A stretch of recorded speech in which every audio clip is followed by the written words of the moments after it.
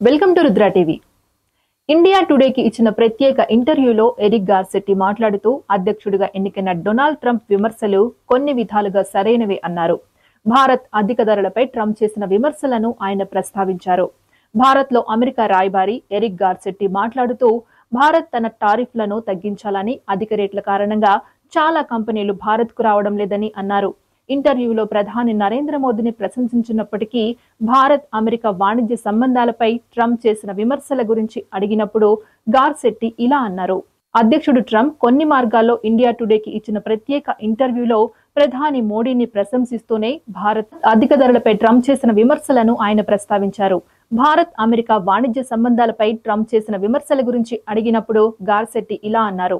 అధ్యక్షుడు ట్రంప్ విమర్శలు కొన్ని విధాలుగా సరైనవే అన్నారు.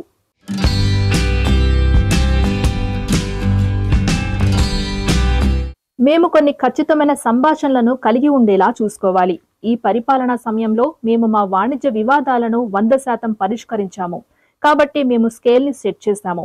ఇప్పుడు మనం చైనాపై ఆధారపడ్డాన్ని భర్తీ చేయాలనే మా మాటలు నిజమైతే హెల్త్ కేర్ నుండి ఫార్మాస్యూటికల్స్, రోజువారీ ఎలక్ట్రానిక్స్ నుండి క్లిష్టమైన అభివృద్ధి చెందుతున్న సాంకేతికతలకు మా కంపెనీల కోసం మాత్రమే కాకుండా భారతదేశం ప్రపంచం మొత్తం తన స్థాయిని ఏర్పాటు చేసుకోవాలని అన్నారు.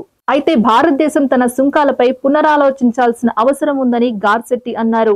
చాలా దేశాలు చైనా నుండి బయటకు వెళ్లి భారతదేశానికి రావడం లేదు. ఎందుకంటే సుంకాలు ఇంకా తగ్గించాలి.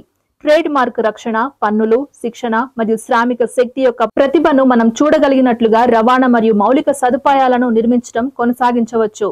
మరియు పరిశ్రమల శాఖ మంత్రి పీయూష్ గోయల్ స్పందించారు. టారిఫ్లపై ప్రభుత్వానికి ఆందోళన లేదన్నారు.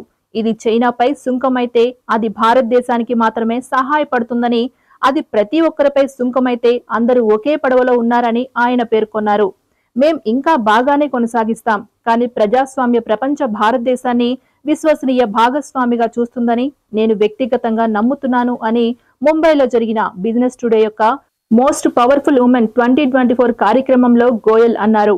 ట్రంప్ భారతదేశం యొక్క అధిక టారిఫ్లను 1 లేదా 2 సార్లు పెంచారని అంగీకరించిన గోయల్, అతను భారతదేశాన్ని ఇష్టపడతానని మరియు భారతదేశంతో వ్యాపారాన్ని విస్తరించాలనుకుంటున్నట్లు కూడా స్పష్టం చేశారు.